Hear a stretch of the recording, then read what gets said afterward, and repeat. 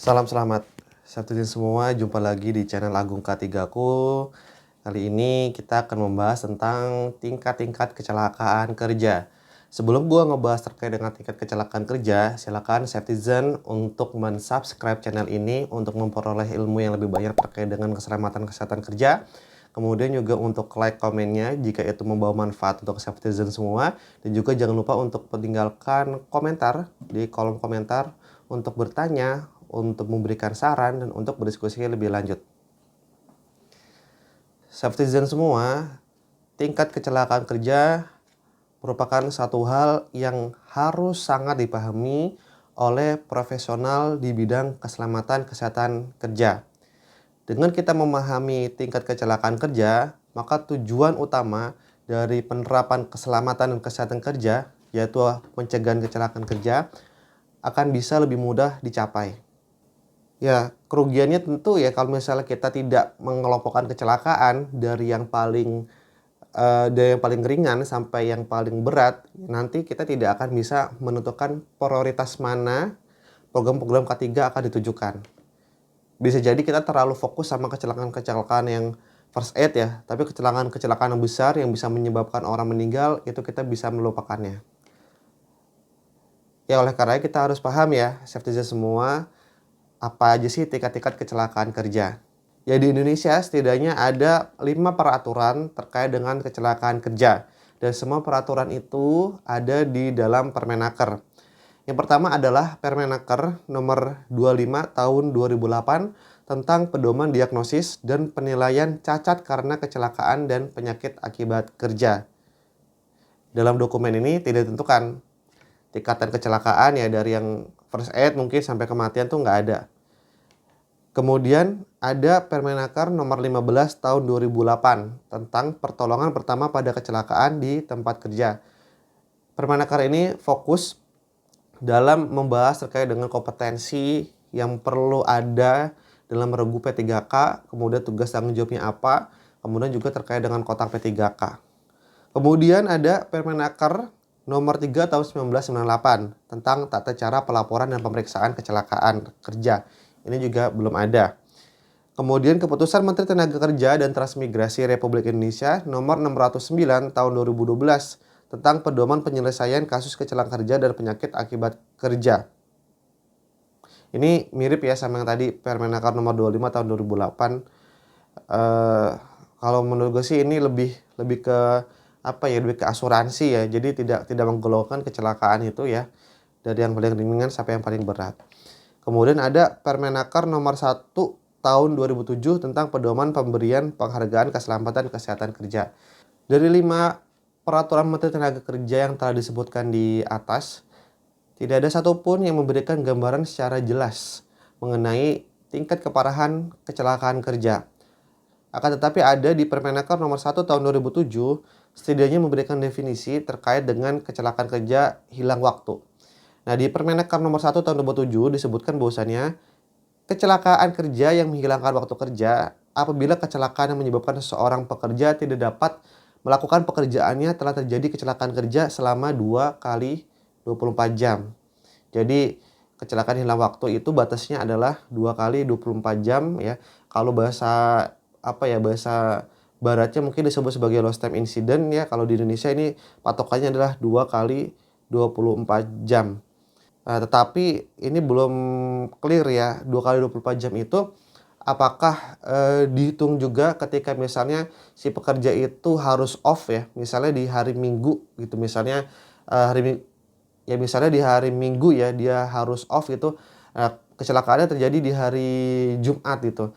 Nah, apakah jikalau kecelakaan itu terjadi di Jumat, kemudian Sabtu dia nggak masuk, kemudian Minggu dia juga nggak masuk gara-gara memang tidak ada giliran ya, tidak ada shift kerja, apakah kecelakaan tersebut sudah termasuk lost time incident? Nah, itu pertanyaannya yang mana saya juga belum tahu jawabannya apa ya. Menurut saya sih perlu untuk pencempurnaan terkait dengan regulasi-regulasi yang membahas tentang tingkat keparahan kecelakaan kerja di Indonesia. Oleh karena minimnya sumber-sumber referensi yang bisa dijadikan sebagai patokan dalam hal tingkat keparahan kecelakaan kerja, maka banyak dari ahli-ahli K3, profesional-profesional K3 akhirnya malah mencari referensi dari luar Indonesia. Nah, kalau seorang profesional K3, ahli K3 ini sudah bekerja di perusahaan yang memang safety-nya itu sudah bagus, sudah well established ya, atau bahkan perusahaannya itu mengadopsi dari Eropa, mengadopsi dari Amerika Serikat, mereka biasanya dari korporatnya sudah memiliki panduan yang menggolongkan ya masing-masing kecelakaan itu sebenarnya apa sih definisinya, apa sih batasan-batasannya, dan harus melakukan apa dalam setiap kecelakaan tersebut.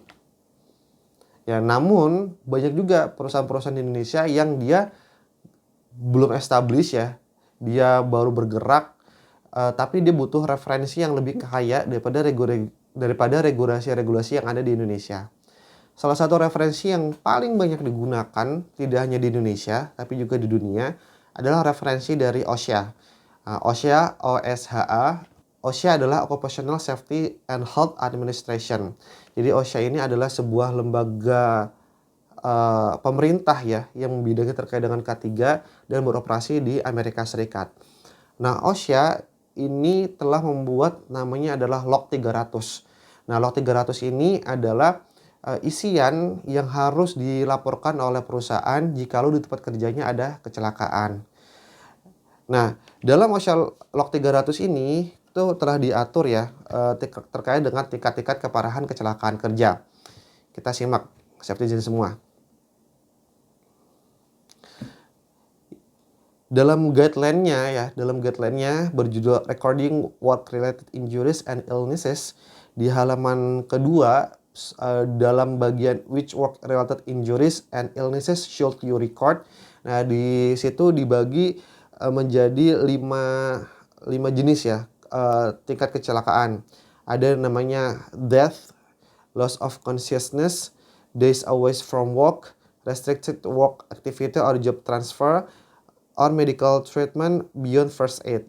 Nah, jadi kelima hal ini harus dilaporkan ke OSHA melalui pengisian dari Log 300. Kita lihat ya, dari paling bawah itu ada istilah namanya first aid.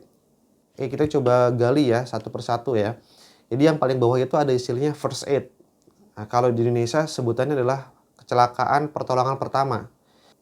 Nah, contohnya adalah menggunakan obat non resep dengan kekuatan dosis yang tidak diresepkan. Misalnya kan kita banyak ya memiliki obat-obat yang memang diperbolehkan untuk dijual bebas di warung, di pasaran. Ya seperti seperti misalnya aspirin ya, dengan berbagai macam mereknya ya. Itu kan bebas di pasaran dan dengan dosis yang sebenarnya bisa kita sesuaikan sendiri. Nah, jikalau ada kecelakaan yang membutuhkan perawatan sejenis itu, maka itu bisa disebut sebagai first aid. Kemudian apabila mendapatkan imunisasi tetanus ya misalnya habis terkena benda berkarat gitu ya sampai mengakibatkan darah. Nah, takutnya kan ada bakteri tetanusnya masuk ke dalam tubuh ya. Itu kan harus diimunisasi itu. Nah, itu kalau mendapatkan imunisasi saja itu tidak diperlukan ya. Kalau hanya mendapatkan imunisasi saja itu berarti masuk ke first aid. Membersihkan luka di permukaan kulit. Jadi di kulit ini misalnya ya kegores, itu ya lebam misalnya. Atau misalnya hanya kena luka bakar sedikit ya. Ini kan harus dibersihkan nih luka di kulitnya. Nah, itu masuk first aid. Menggunakan pelindung kulit seperti plester, bandage, gauze pads ya. Jadi menggunakan penutup ya untuk luka di kulit tadi sudah sebutkan ya. Ada merek-merek yang belakangnya plus gitu ya. Atau kain kasa dan lain-lain. Nah, itu masuk first aid. Menggunakan terapi air panas atau air dingin. Ya kita tahu semua ya kalau misalnya kena air panas, hal pertama yang perlu kita lakukan adalah untuk mendinginkan permukaan kulit yang kontak dengan air panas. Nah, untuk mendinginkannya adalah dengan menyiram air dingin yang mengalir. Nah, jika hanya perlu untuk disiram air dingin, maka itu masuk ke first aid. Menggunakan penopang tubuh yang tidak tetap seperti perban, penopang tulang belakang yang non rigid, elastic, bandage, Menggunakan alat pembatas gerak yang sementara ketika memindahkan korban seperti tali, pendukung leher, atau papan tulang belakang. Misalnya habis luka, jatuh gitu ya. Kemudian kita takut dia kenapa-napa, akhirnya kita pakai penyangga leher ya. Tuh, nah setelah diperiksa ternyata lehernya nggak kenapa-napa. Nah, penggunaan penyangga leher itu bukan termasuk medical treatment atau lost time ya, tapi ya masuk ke first aid dalam kasus yang tadi gue sebutkan. Drilling kuku jari untuk menghilangkan tekanan atau mengeluarkan cairan dari luka lepuh. Kemudian menggunakan penutup mata ya, misalnya matanya ini luka gitu, kemudian ditutup sementara dengan menggunakan kacamata misalnya, atau misalnya menggunakan perban, itu masuk ke first aid. Menggunakan aliran air atau kapas basah untuk memindahkan kotoran yang masuk ke dalam mata atau bagian tubuh lain selain mata. Matanya misalnya kemasukan debu ya, kemudian ditetesin sama air sampai debunya keluar. Nah, itu masuk ke P3K. Ada P3K, kemudian kecelakaan yang lebih parah daripada P3K, kita bisa sebut sebagai medical treatment. Medical treatment adalah kecelakaan yang membutuhkan pertolongan lebih lanjut dari petugas medis. Nah, medical treatment ya pastinya ini lebih parah daripada first aid ya, karena perawatan atau pertolongan pertama pada kecelakaan saja seperti plester, obat merah, obat-obatan di warung itu tidak cukup. Ya, ciri khas dari medical treatment ini ya biasanya memang dia harus dibawa ke rumah sakit, tapi dia itu tidak sampai mengakibatkan orang itu harus pindah ke pekerjaan yang lebih ringan, atau mengakibatkan atau tidak juga mengakibatkan seorang itu harus sampai bekerja di rumah ya gitu. Jadi medical treatment ini orang masih bisa kembali bekerja dengan normal.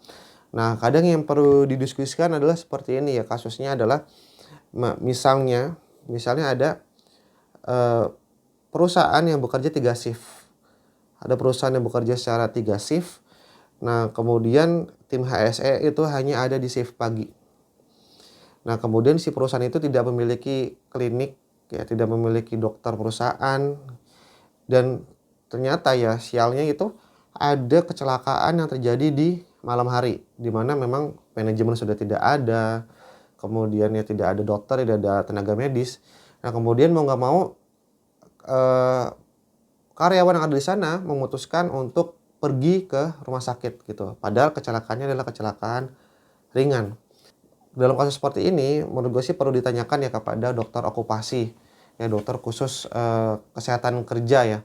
Nah, karena dia yang nanti akan memutuskan sebenarnya kondisi si pekerja itu apakah beneran harus dibawa ke medis, ataukah sebenarnya bisa nih ditangani di pabrik gitu ya. Kalau misalnya memang peralatannya ada gitu, atau orang-orangnya yang di sana gupe 3 kali misalnya kompeten gitu.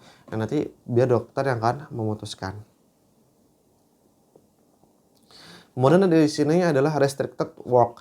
Nah, kalau restricted work ini adalah sebuah kecelakaan yang mana dia itu harus mendapatkan pertolongan medis ya, dan akhirnya mengakibatkan dia itu tidak bisa untuk kembali ke posisi kerjanya yang normal. Contoh, ada kecelakaan kerja, dia kesiram air panas. Memang dia sudah menggunakan sepatu safety. Hanya saja sepatu safety-nya kan ya ada bagian yang kaki masuk lah ya. Jadi bagian mata kakinya itu kan masih bisa masuk ya air panas ya.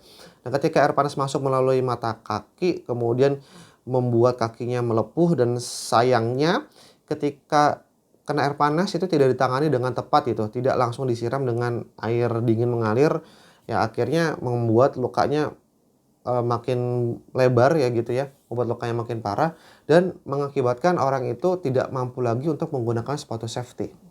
Misal, kalau orangnya sudah tidak bisa menggunakan sepatu safety ya, karena alasan memang kalau pakai sepatu safety bisa membuat lukanya gak kering-kering gitu ya, makin kegesek, makin parah, ya akhirnya orang itu kan gak boleh masuk area produksi, area gudang kan. Karena nggak pakai sepatu safety nih, masa iya kita izinin orang yang baru kecelakaan terus masuk ke tempat kerja, terus gara-gara kecelakaan yang mana sepatu safety-nya aja udah gagal untuk melindungi, sekarang kita izinkan dia untuk masuk ke tempat kerja dengan sepatu safety yang nggak dipakai gitu.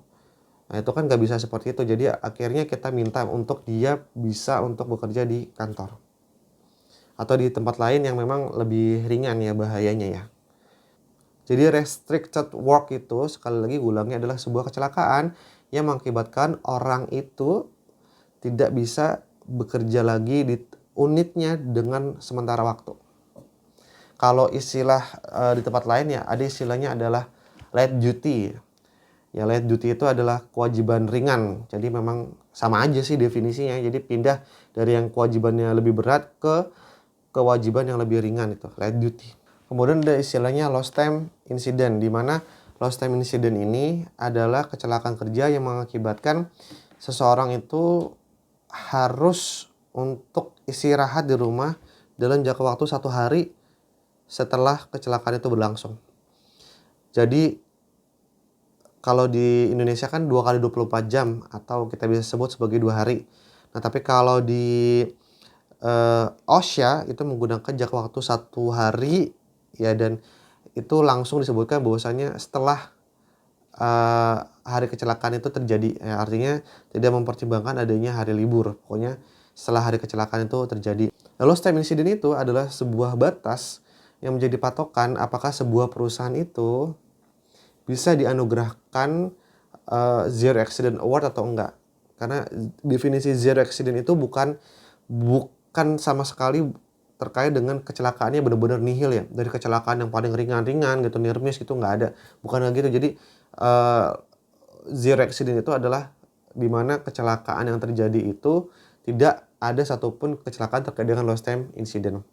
Dan biasanya lost time incident ini yang menjadi tombol reset ya, tombol pengatur ulang gitu, tombol reset ya, terhadap jutaan hari bebas kecelakaan yang ada gitu. Karena memang batasannya adalah di lost time incident. Nah, nanti lebih tinggi lagi daripada lost time incident itu ada permanent disability ya. Permanent disability adalah cacat permanen. Nah, itu seingat gue di Permenaker tuh ada konversinya gitu. Jadi kalau misalnya cacatnya 1 ruas jari itu konversinya ke lost time incident tuh berapa hari gitu. Kalau misalnya satu lengan itu berapa hari itu ada. Silakan bisa dibuka-buka ya terkait dengan Permenakernya. Kemudian lebih berat lagi daripada permanent disability adalah kematian, death. Itu yang disebut dengan fatality. Nah, kalau udah terjadi fatality sih itu udah PR banget ya buat kita sebagai profesional K3 untuk mengimprove K3 ke depannya. Karena kalau udah fatality berarti kan ada risiko yang sebenarnya selama ini kita nggak tahu, tapi ternyata begitu resiko itu keluar, itu bisa mengakibatkan orang itu sampai meninggal. Dan pastinya kita sebagai orang K3 itu ya bingung ya menjelaskan ke keluarga itu seperti apa gitu. Mengabarkan ke istri, mengabarkan ke anak itu seperti apa. Ya kita gagal untuk menjaga orang agar selamat ya. At least masih hidup lah. Habis pulang dari kerja itu masih hidup, pulang itu masih membawa uang, masih membawa senyuman. Ya, tapi kalau sampai terjadi fatality artinya kan kita gagal.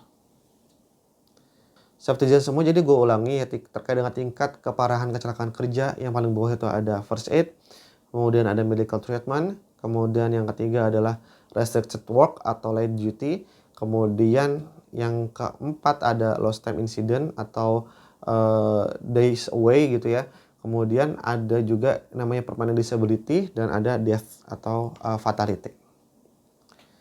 Safety semua, jikalau Safety berpendapat bahwa video ini membawa manfaat untuk Safety, silakan like video ini.